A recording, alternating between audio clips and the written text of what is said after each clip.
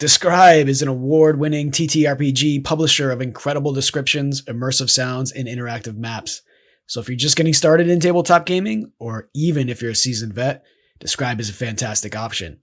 Looking for a killer narrative of a nearby goblin patrol? They got you covered.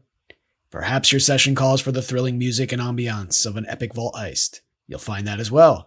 Is your party looking for its next quest at the Adventurers Guild Hall? Here's the map and key. If you're on the fence about whether or not to sign up, go for it. You'll love it. I love it. And it does wonders for the channel.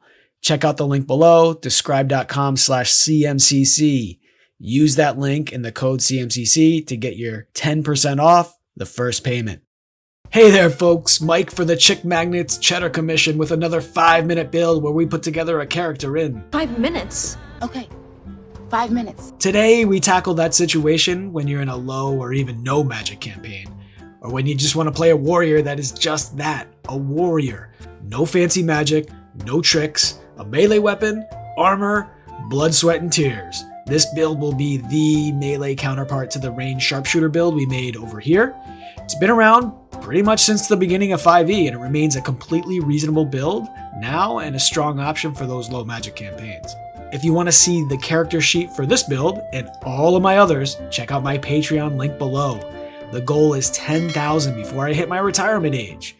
Right now, 3 out of every 4 viewers is not subscribed. Hit that button, subscribe. Come on.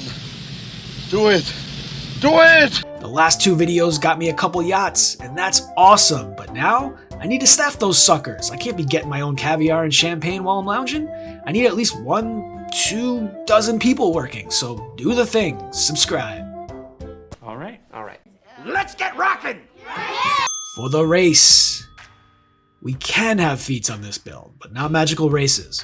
And that's okay because we want a feat race anyway. Variant Human works perfect for these melee builds because of the bumps we'll want to the ability scores. For the extra skill, always perception. But you don't want to be that party that has 4 characters with perception proficiency and none with insight or investigation or history. If you're familiar with the channel, you've heard me say it 100 times. Pick skills that complement your party composition, your table, and your character idea. For the feat, Polearm Master, of course. This is the quintessential 5e melee build, and that means you need Pam. Ability scores, use the point buy method to get a 15 strength, 14 dexterity, 15 constitution, 8 intelligence, 10 wisdom, and 8 charisma. Bump strength and con to 16s. Background, again, get the skills that work with your party, table, and character idea. I went with folk hero for animal handling and survival proficiency.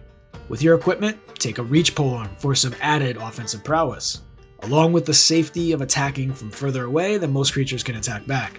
This gives a mobility boost since you can often move away from one creature without dealing with opportunity attacks. Polearm Master also allows you to attack as a reaction when enemies move into your reach. Glaives and halberds allow you to proc that feature while covering a larger area. 24 squares versus only 8 with a standard weapon. The other option is to take a spear, giving up reach and some damage for added durability with a shield. Spears can also be thrown, which gives a bit of flexibility to the build. For the starting class, once again, we're going fighter. We're going with defense fighting style to offset the loss of a shield. If you went with a spear, take dueling. Pam fighters get a ton of attacks through extra attack, bonus action, and reactions. Dueling really shines with all those attacks. At level 3 for the martial archetype, we are certainly not going champion this time. This is the quintessential melee fighter, and that is, and always has been, the Battle Master in 5e. With the first 3 maneuvers, take precision attack to make sure you don't miss. This will be even more important next level. Trip attack knocks enemies prone so your follow-up attacks have advantage, and menacing attack to frighten affected enemies for a round. Level 4, take Great Weapon Master for the power attack, which is fueled by precision attack to make sure they land with much more consistency. Don't sleep on the first clause. Even though Pam gives a bonus action attack, this one allows the fighter to make a more powerful blade-sided attack as a bonus action. Crits and killing enemies happens more often than you'd think, especially at lower levels. 5. Extra attack brings the total number of attacks to 3 in a turn. And at level 6, take Sentinel. This enables one of the oldest 5e melee combos that I've known about, the off-turn Pam reaction attack to an incoming enemy that locks them down outside of their reach. Enemies move into attack. At 10 feet range, you poke them with the polearm. Sentinel reduces their speed to 0. If they don't have reach or range, they're stuck. And even with range, if they use their free action that turn, they can't equip the weapon to use it. At level 7, know your enemy, meh. And 2 more maneuvers, ambush to add your initiative, and bait and switch to add the ability to help out teammates and friendlies. Level 8, after 3 feats, now we're going to bump strength with the ASI. At level 10, with the additional maneuvers, I like pushing attack to add some forced movement to the fighter's repertoire, and riposte to make it even more likely to get an off-turn attack with your reaction.